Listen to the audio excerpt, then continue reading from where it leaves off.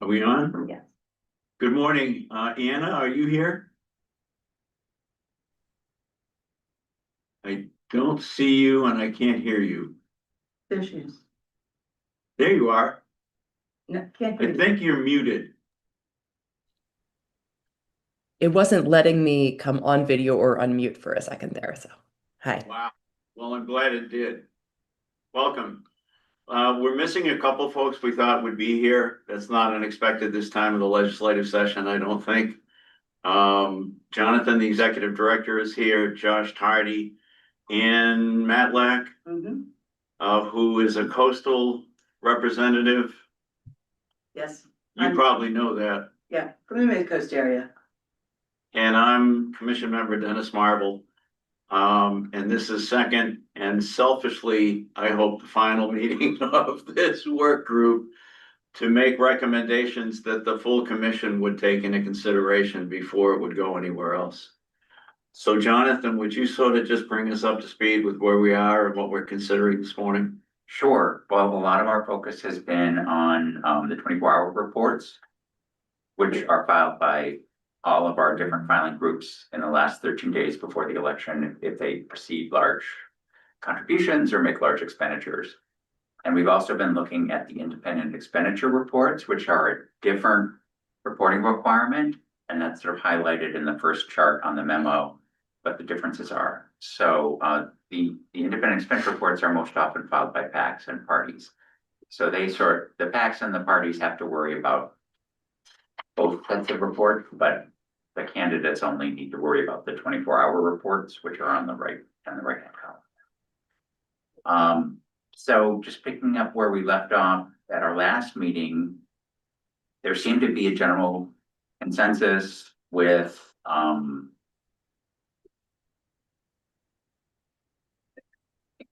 increasing the threshold in those last 13 days before the election for what is a contribution that needs to be reported in 24 hours, or what is an expenditure that needs to be reported in 24 hours, which some of these have been around since the 1980s. John Fulton realized, and I confirm that. So that chart shows the current thresholds for when a 24-hour report is required, and then in the right-hand column, what was discussed at the right-hand. So at the last meeting. So my first question for the group was, how do we feel? Are we okay with these higher thresholds or not? And I'd love to hear from any and all. I think the higher threshold for at least the House, probably the Senate, is a good idea. I think $1,000 is rather low at this stage in life. And this is down at the bottom, receiving or making a contribution. That within 24 hours, yes, you need to report 2,000 or 5,000. So you're in support of what I'm looking at? Yes. Okay. Others? I would support that as well, and just with the idea that I think if we can get consensus coming out of this working group, I would sort of adopt significantly Lisa's recommendations as well. I mean, given her absence, she let that memo that I thought was helpful. And if it could get us close to consensus, then I would certainly be part of that. Okay. Anna? I just have a clarifying question, I suppose, which is when I'm looking at that chart and I'm looking at the receiving a contribution under the candidates, I may be missing something, but when I look at this, it doesn't seem like we have contribution limits. So how could a Senate candidate or a House candidate be receiving up to that much? Maybe I'm missing something, but. Yeah, no, that's a very logical question. And it came up at our last meeting. It's only if the donor was the candidate themselves or their spouse or domestic, then those limits don't apply. But good, yeah. Gotcha. Excuse me just a sec. Someone else has joined us and I'm not sure who it is. It's Leo. Can't hear you. Leo, Kenny, good Good morning. morning. Sorry I was late. Yeah, you've gone undercover too, but okay, I think I just turned my camera on. Am I still not up there? you're here. All right. Yes, you're here. We've just started, Leo. So far, we've had a question about this and we've had a couple of nods to supporting so far what we've looked at on this.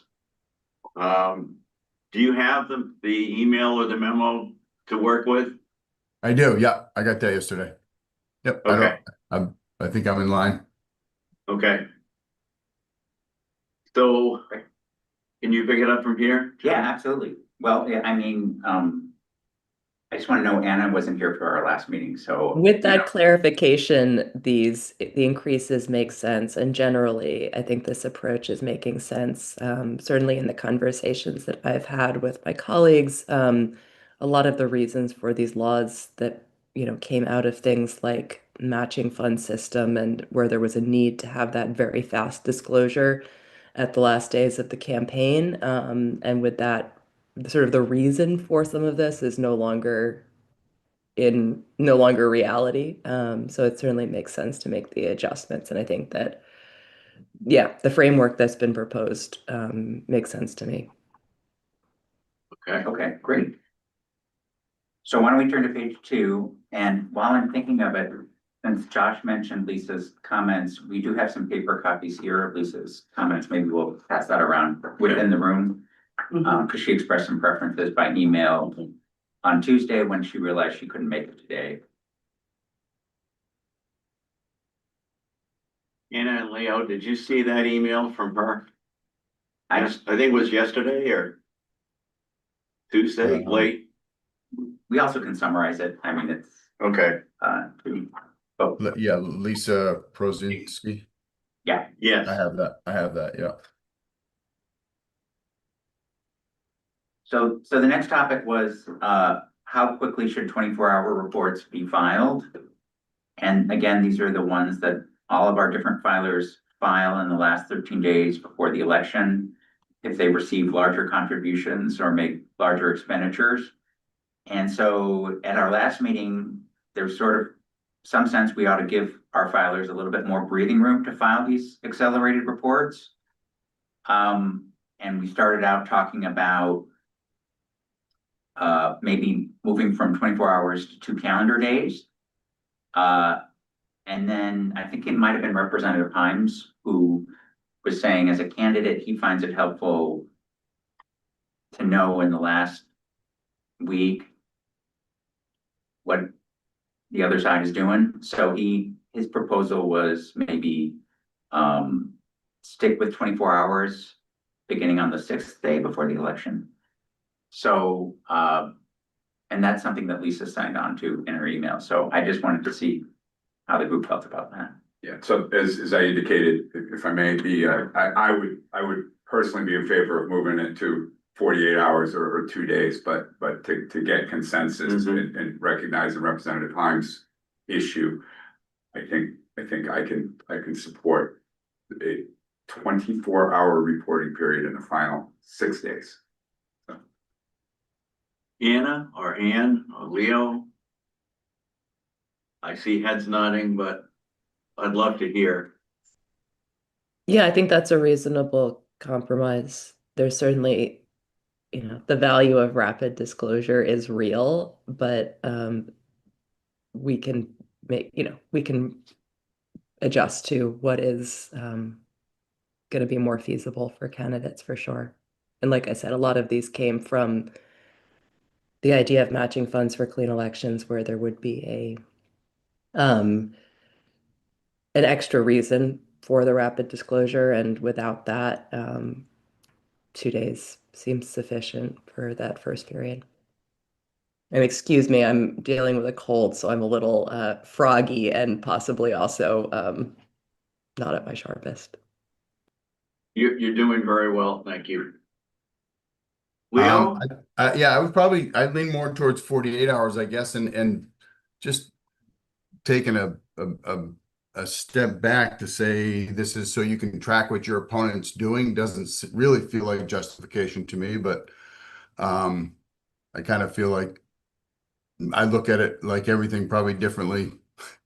But I just, that seems like a strange, on its face, if it seems like a strange thing to require it 24 hours just so I can know what my competitor is doing. Doesn't, you do what you do and your competitor and your person you're running against does what they do in my mind. So I don't, but either way is fine. I think, I could certainly live with the 24, but, that justification doesn't resonate a lot with me, to be candid.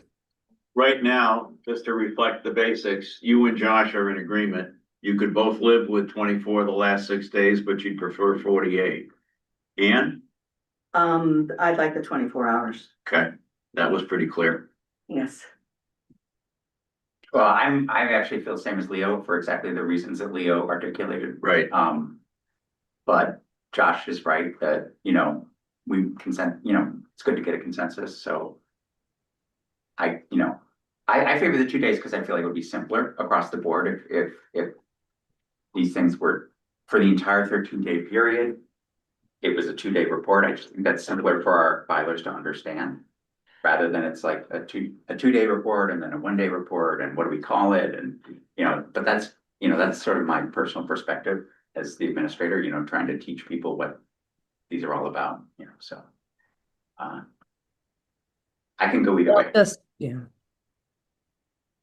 And I just feel like to put on the record for the, I think the reason for the benefits of the 1-day report leading right up into the election, I keep thinking about a scenario where, let's say there's a big, last minute push of tons of text messages that go out and people want to know where it's coming from and what was happening with that. It's, creating a stir in the community and the media wants to cover it. These are things that when we talk about what's the public benefit of it, it really is in that like quick moving end of campaign period where, the delay of a day makes a difference to the news story and potentially makes a difference to the campaign.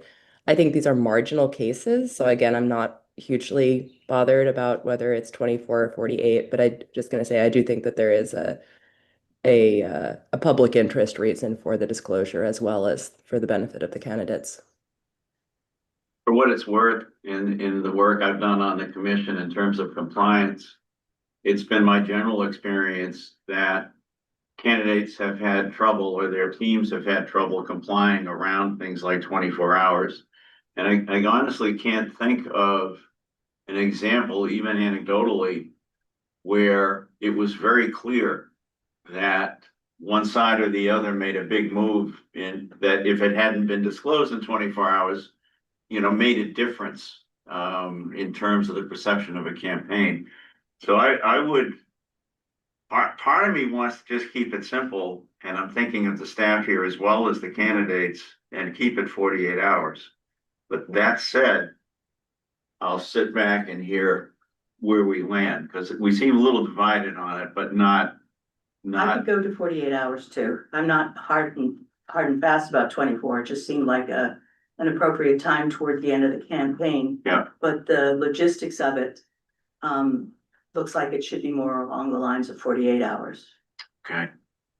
And rather than 2 business days? Ah, That's the question. Is it business days or is it 48 hours? Well, we were talking about basically 48 hours. We were talking about 2 calendar days, which I guess if the question is, Oh, okay, so yeah, what, like 5 PM on the second calendar day after you make the expenditure is how I would, well, actually, it doesn't necessarily have to be 5 PM. right, but does that mean, So weekends are included? weekends are included. Okay, then that's fine. Yes. I think I would, if I had a magic 8 ball, I imagine we're still going to get complaints from, or not complaints, requests for waivers from people, because people are still going to, and Josh has alluded to this previously, they're gonna wait till the last minute because we're creatures of habit. So will it make a change ultimately, that helps the commission and helps filers? I don't know. So in my opinion, 24, 48, I think we could still be stuck with the same we issue. may. Probably. in the last 6 days, it will be a Friday afternoon procurement. And so in my view, it will be either a Saturday reporting deadline or a Sunday evening reporting deadline. It's, that mass text, the last purchase of a significant Facebook procurement. It's that Friday afternoon before the Mhm. D-Day Before Tuesday election. Right. Mhm. My only concern, again, on simplicity and consistency, I would prefer the phrase 48 hours if we were gonna go this way rather than the business days. Right, yeah, I agree. Yes. I agree. Okay. Everyone can live with 48 hours? Knowing not gonna be a perfect solution. Okay. Jonathan, picking up on 3. Yeah, so now we're moving to the independent expenditure report. And these are usually filed by PACs and parties. These are when these outside groups spend money on some kind of communication to the voters, like a mailing or an advertisement or robocalls. And the current threshold for when the PAC or the party has to file the report is if they spend more than $250 per candidate. And this came out of my conversation with Representative Himes. He said that seems awfully low. Maybe we should think about 500 or 1,000. And in her comments, Lisa said she'd be in favor of moving that up to 500. 1,000 may be appropriate, but that feels like a large jump and may allow for a substantial amount to be spent without an IE report, particularly in a House district, which I understand what you get. That has some logic to it. So I don't know what the group thinks. Well, for background, for a long time, originally when the IE came about, when we had matching funds and all that, it was $100. And then that was changed in the early 2000s. And forgive me, I'm forgetting the data. I know we talked about it a little. Oh, yeah. And then it jumped to 250. So it's been 250 for quite a while now. Mhm. And with the cost of campaigns and everything, it does make sense to have some sort of increase. Okay. Where that falls, I'll leave to people who spend more money on campaigns and Yeah. what you see as a candidate. Mhm. I think $250 is too low also. Okay. I'm not sure anything above $1,000 for a House or Senate race. Maybe a Senate race, that maybe House 500, Senate 1,000, but more than 250. I'd be in favor of 1,000, and I'm thinking about the folks that are doing the work and would be doing the reporting. I would like to see it stay the same between a House and a Senate race, but it's just my thoughts. Leo, Anna? I would be in favor of the 1,000, but I think I can see 1,000 for Senate and 500 per House. Cause that, for whatever, obviously there is a smaller 10,000. How many's in a House? I don't know, 10,000 versus 20, 30,000. So that tiered approach, if that's not convoluted, works. I don't think you get a whole lot for $1,000 either. So I think 1,000 across the board is also acceptable.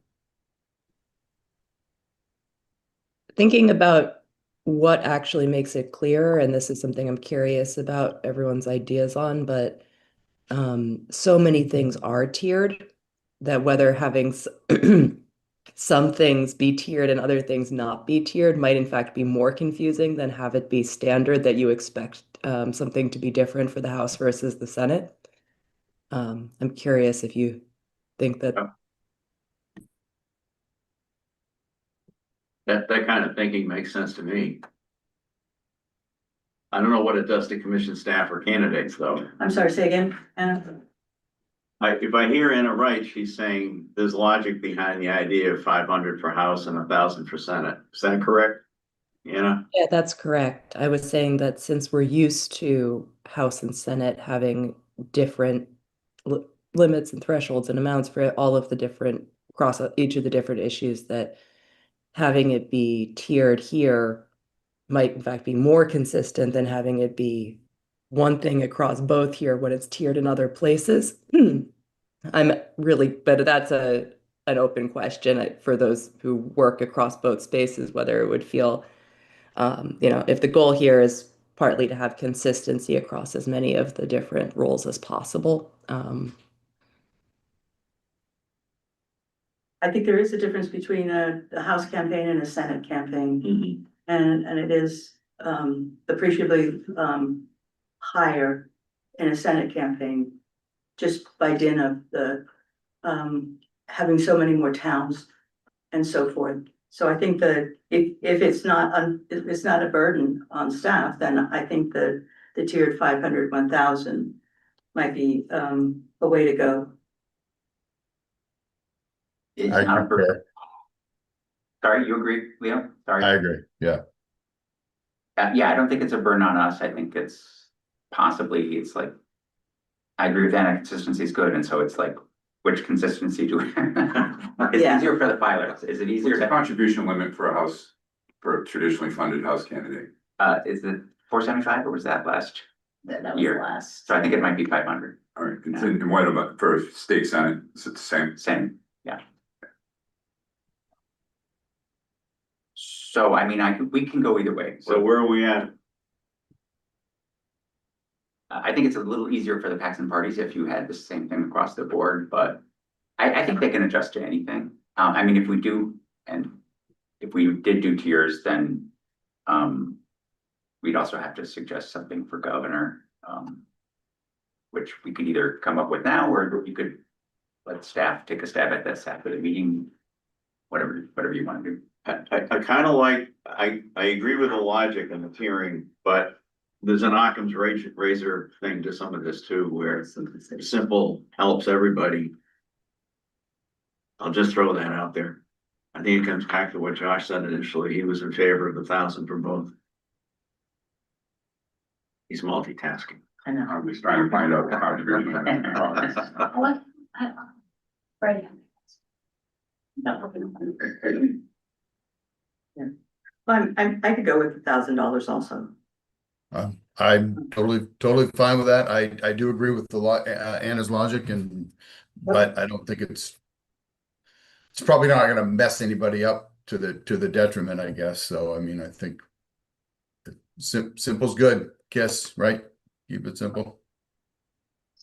Anna, can you live with this? We're overriding your Yes. logic. Okay. I'm open to that. I can live with it. I mean, that was really my question is which of these two routes feels simpler? And that is, so I'll go with the majority. Thanks. Thank We're you. here to defy logic. The answer to Josh's question about what the contribution limits will be in 2026, it's 500 for legislative races. And they're the same. For- Correct, for House and Senate, yeah. Okay. So, Thanks, Mr. Martha. Chair, Mr. Chair, it might be helpful for us to, if folks have any feelings about the gubernatorial limits for IEs, because, we're getting ready to get into the 2026 cycle and Yeah. we could have to sell it at one time. If Well- anybody has any opinions. Well, while you stepped out, Oh, sorry. we decided to go in the other direction and just stick with $1,000 per candidate. Oh, across even the- for governor, I okay. think so. I think that's right. Yeah, okay. Okay. Yeah. All right, then the last remaining question is question 4, which is, there are a couple of alternatives. Should we do the 2 calendar, the 48 hours in the last 60 days before the fact, this is the question of when does the independent expenditure report have to be filed in relation to when the PAC or the party makes the expenditure. Do we want a shorter time period in the last 6 days, or should we make it the same as the earlier deadline and just do 48 hours for that and those entire 2 weeks leading up to the election?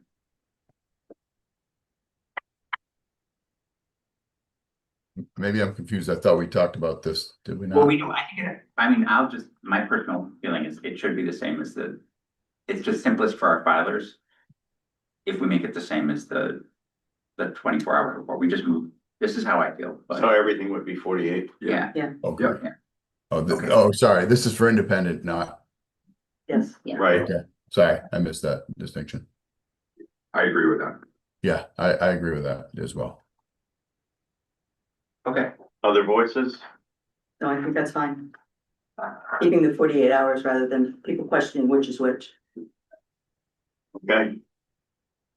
all right, that was it. And So there's back, other, back to what I mentioned at the beginning, I don't think everyone was here. I just wanted to make sure we've got a good work group here. That we didn't inadvertently miss one other thing that we should have talked about. Yeah, I know. I know. I appreciate the smiling. But did anyone have any other thoughts driving here or last week or? You know, if we're changing this one, why didn't we look at this? Well, I had a thought last week driving there. Actually, driving home, I had a thought, but never mind. I won't share it. I think it was where is everybody? Where was everybody? But that's all right. Never mind. Sorry about that. These are these accelerated reports are what. They're the biggest. Yep. Problem for commission staff and commissioners. Yep. During the season. And if it reduces the request for investigation by 3, it's made some progress. Yes, I agree. All right, okay, well, thank you, everybody. If you're going over to the State House, good luck. Yeah. Otherwise, enjoy the heat. All right, thanks, guys. Thank you all very much. Appreciate the invite. Bye. thank you, Leo. All right, bye. Those are stunning. Oh, thank you. Yeah. My mother-in-law